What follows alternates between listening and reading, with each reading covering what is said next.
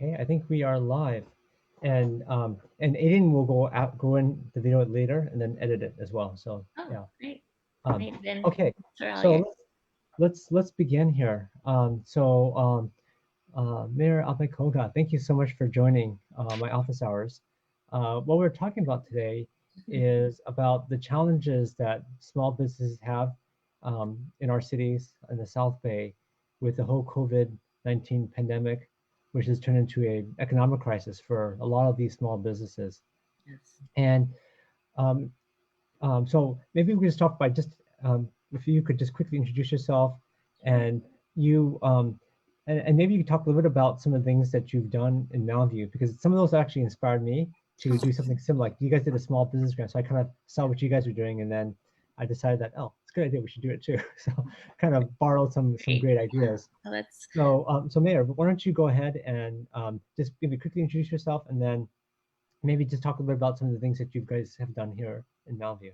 Great. Well, thank you. Thank you, Council Member, for having me on your office hours. I appreciate the opportunity to chat with you and with your viewers. um, and I appreciate the collaboration that we've had over the years. I think so many of our issues now are not within our cities only. There are no borders to a lot of these issues. So we really need to work together, and I appreciate the relationship I've had with you and some of your other colleagues over the years to address whether it's transportation or housing, and now COVID-19, the pandemic. Oh, By just quick background, I am currently the mayor for the city of Mountain View. This is my 12th year on the city council. I served 2 terms from 2007 to 2015, and then we have to take a 2-year break, and then I returned in 2017. And this year has certainly been quite a year.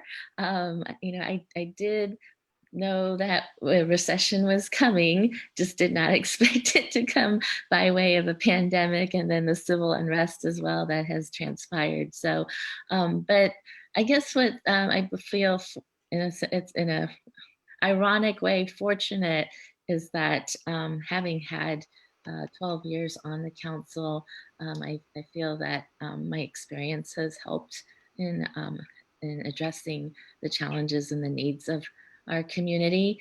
I was mayor back in 2009, my first time, and oh. that was in the midst of the Great Recession. You So have some talk, stories to this. yeah, so I joke about getting to be mayor during times of crisis, but in a sense, I feel that that has helped me to have that knowledge and experience to kind of anticipate what we're going to be facing in the future with this upcoming recession. But for now, with COVID, we're really just trying to still make it through. And as you mentioned, our small businesses have been, well, all businesses, but particularly our small businesses has been really suffering. And as soon as we went into sheltering in place, I think it was March 17th, I uh, I called up our city manager, and we have a new city manager, and we were starting to get emails from residents as well as small business owners saying we need help. And so I spoke with our city manager, and we came up with some suggestions, ideas, and one was the Small Business Resiliency Fund. And we were fortunate because as this was happening, Google, as you know, is one of our major employers, and they usually put on the I/O conference in I Mountain. usually go to it every year too. Oh, do you really? Yeah. And then it's a huge conference. Yeah. Thousands of people come. And as a result, a lot of our small businesses get to benefit from the business. But they chose to cancel it. And in lieu of that, Google offered the city, the community, $1 million in grant funding. And so they called me, asked me for ideas on how we could spend the money. And one suggestion I had was to create this fund. So we were able to get seed money from Google, and then we added the city funds to that. So it's about $1 million in funding.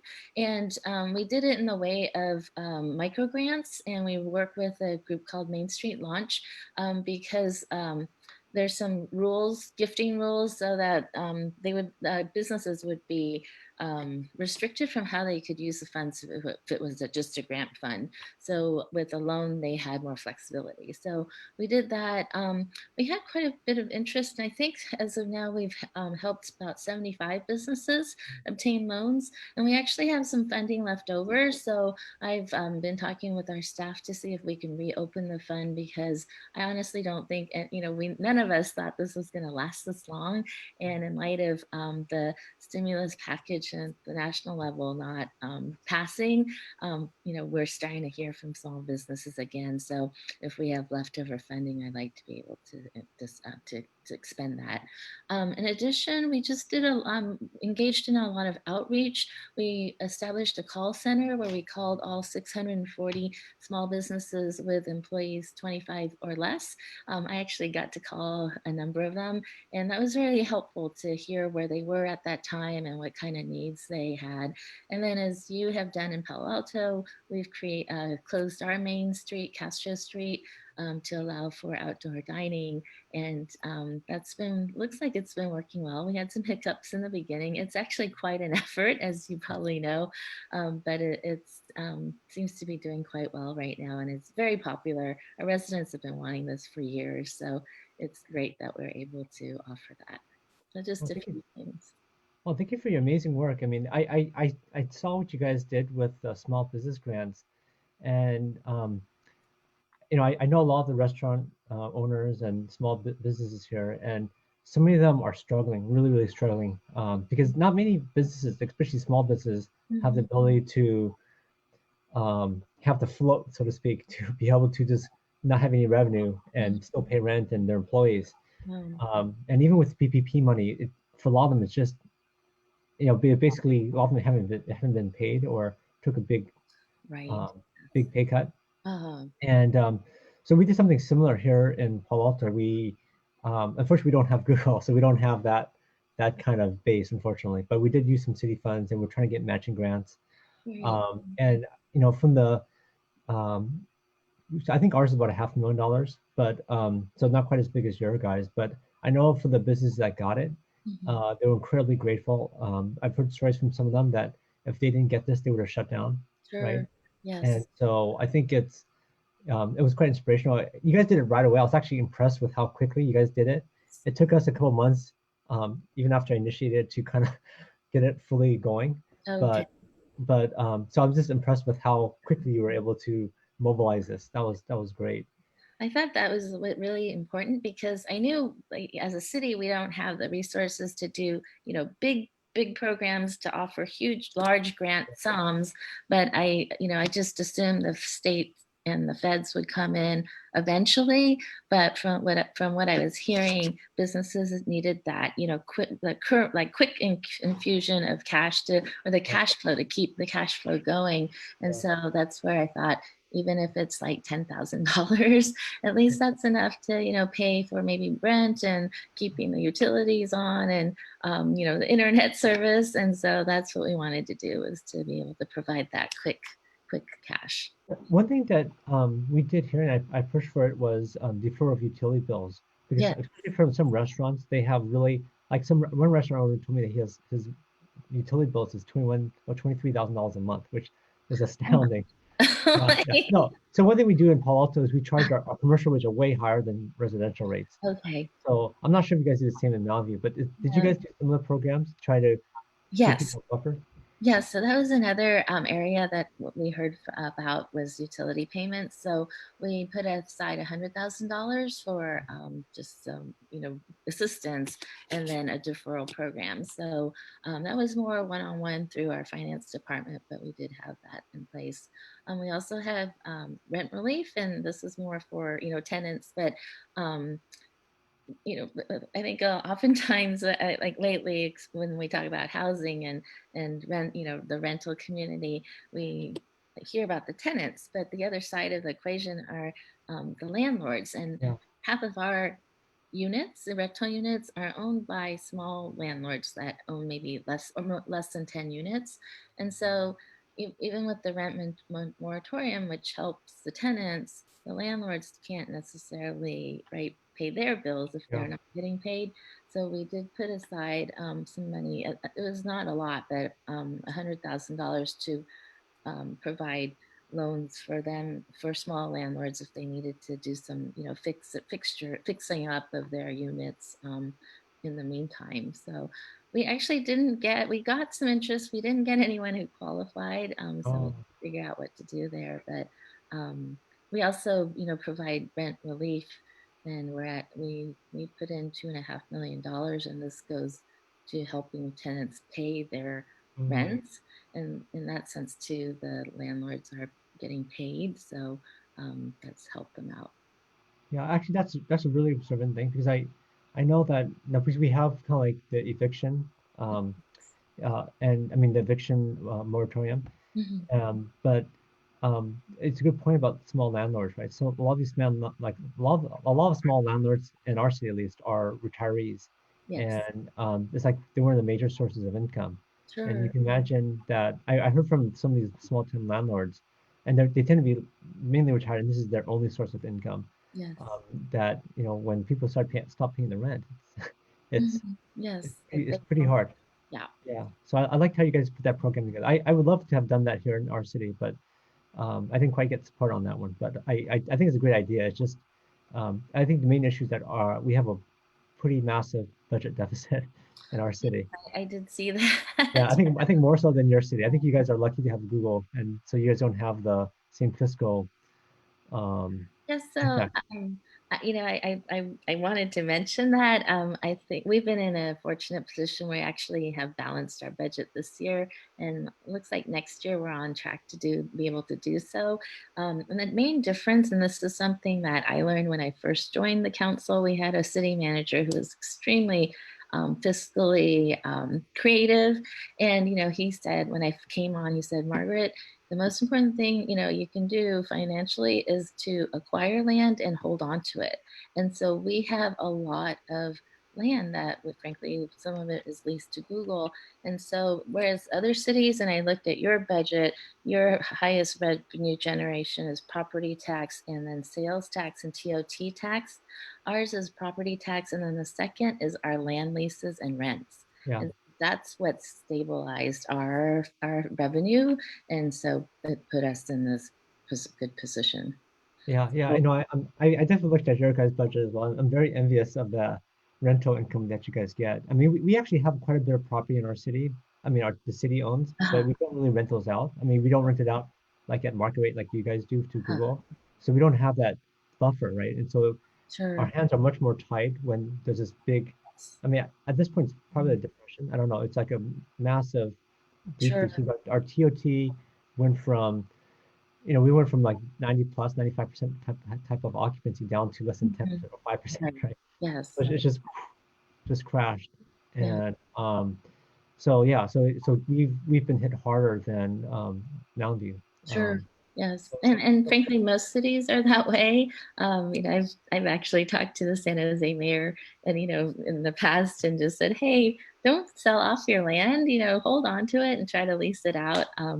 I think they did end up selling a lot of it to Google with their, the Google project. But it was, lesson my city manager, my former city manager, taught us, and we've tried to stick to it, and it's done as well. So. well, I think it also reflects good leadership on your part. So I think people now we should thank you. And I think in Palo Alto, I'd like to get something similar going, just so that we have more diversity of revenue sources, right? And we're not so dependent on hotels and Mhm. sales tax and stuff. Yes, I think Um, we have to think of that too, as a city, to diversify our finances as well, just like a business. We yeah, just, exactly. yeah, they So can. let's talk about the street closures. So I think certainly you guys did it on Castle Street, and we did it on Cal Lab and University. And to Right. the people here, it's been very popular. I've had some of the restaurant owners tell me that people from around the area have come to these Uh-huh. areas, That's and nice. and and And Yes. so the business hasn't come back fully, but it's come back almost like 90, 95%, some of them. But Okay. Oh, that's great. I haven't heard the percentages, but if that's the case, that's great. Yeah. well, at least for the restaurant, for the Uh, retail, I don't know. But for the restaurant so sure. far, That's right. yeah. Yeah, I've heard it's definitely keeping our restaurants. We're mostly restaurants downtown. Yeah. Definitely keeping them afloat. It's been interesting talking with them because some like the takeout delivery program, and so they were originally not excited about us closing the street down because people Mm, couldn't come in to get their yeah. takeout orders and whatnot. And then I've been hearing about like the delivery services like DoorDash and Grubhub, and those have been helpful, but then they take quite a huge cut, something like Yeah, 49%. yeah, yeah, yeah. So it's it's affecting their businesses. So being able to be open, on their own is really the most impactful that they've been saying. So and then we have these little robot delivery, I've seen those. it's Yes. called Starship robots. And I live in downtown. I live about 2 blocks from Castro, and they're all over our neighborhood. So you can order online through an app, and then they'll deliver certain restaurants. And we have a grocery store there. Subscribe to it, and you can just order what you need on the app, and then they come within about 20 minutes, depending on where you are. So, and they're just really cute to see. So So that's been a big hit.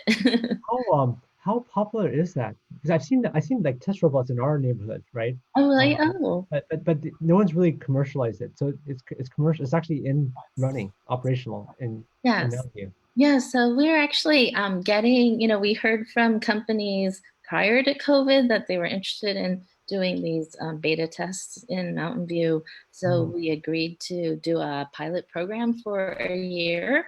And then as soon as COVID hit, you'll see them all over our neighborhoods. They're just like on every corner practically.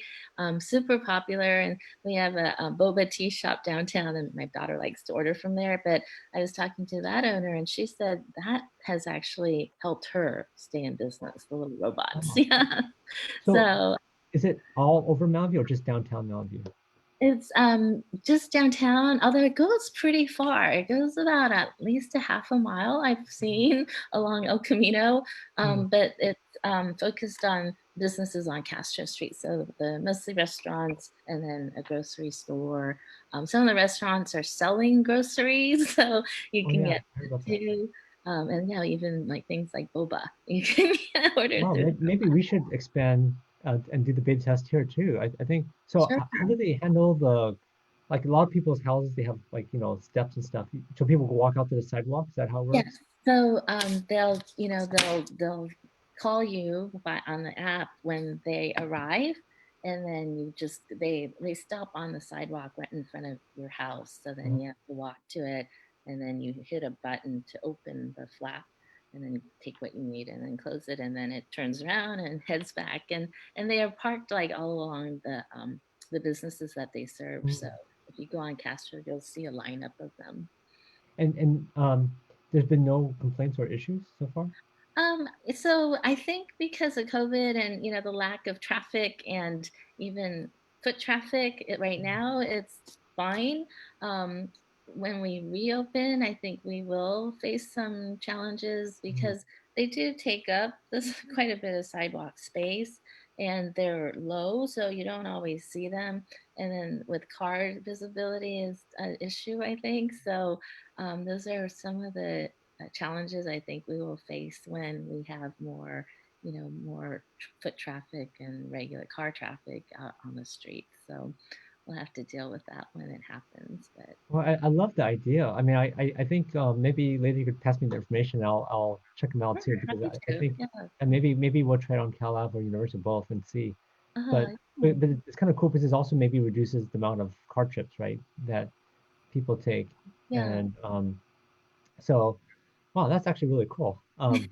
Yeah. So you Happy. mentioned that there were some challenges on Castro. What were they, and how did you guys solve them? So I think that there's just issues about the layout, and we wanted to ensure that there's bike ped access, and how the tables were laid out made a difference for the restaurants. Mm. So we had to adjust that. And this is a pilot program that goes through the end of September. So it's the right time to do that.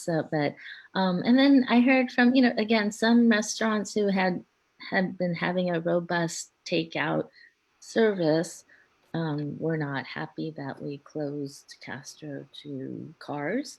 Mm. Although we do have, parking structures right nearby. So maybe it was just an issue of, kind of pointing that out.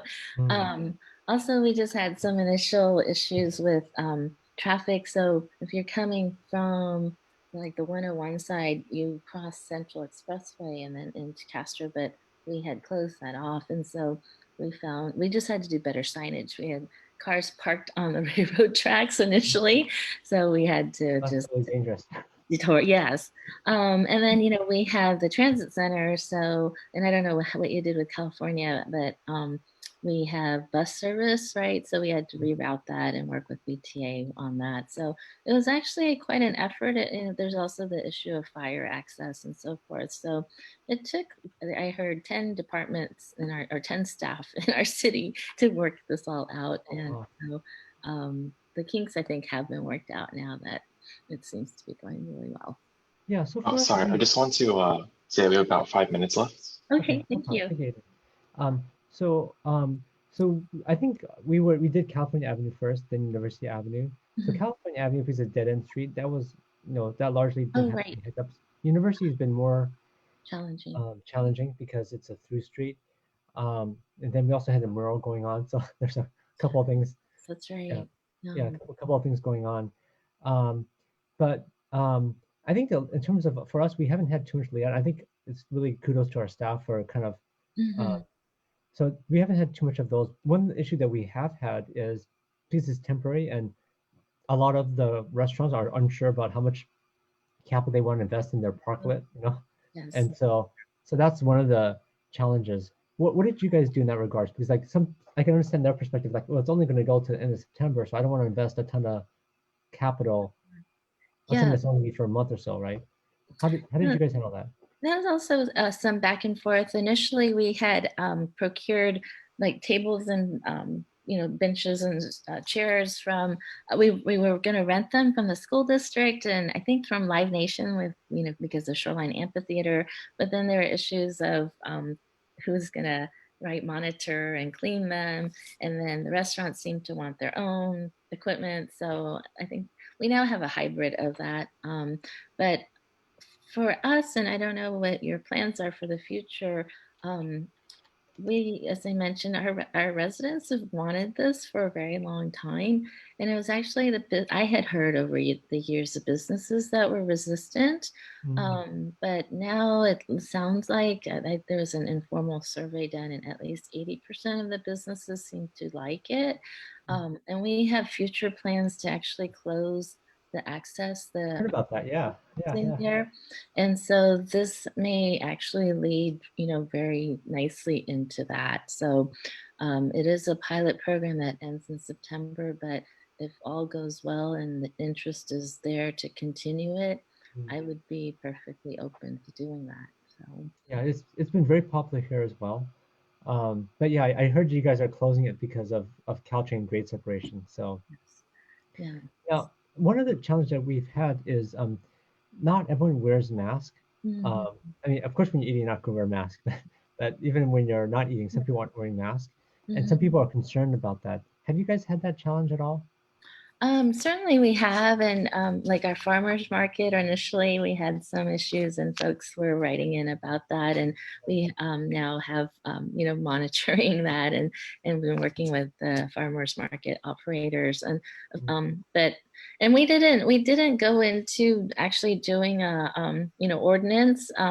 We were trying to follow the county's direction as much as possible, just to minimize the differences.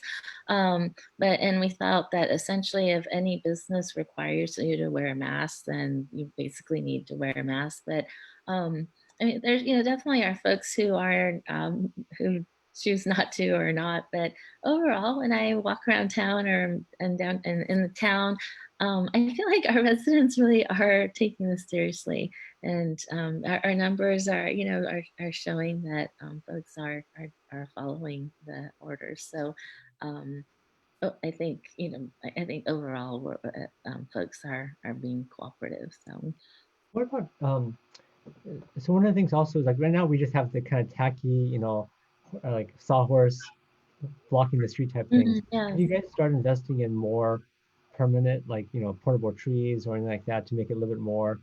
Yeah, so we have these bollards, or they're actually like art sculptures that we Oh, put okay. up, and then we do still have like the fencing, just because we had to be really deliberate and make it obvious. But they did try to like keep it as nice looking as Okay. possible, I would say.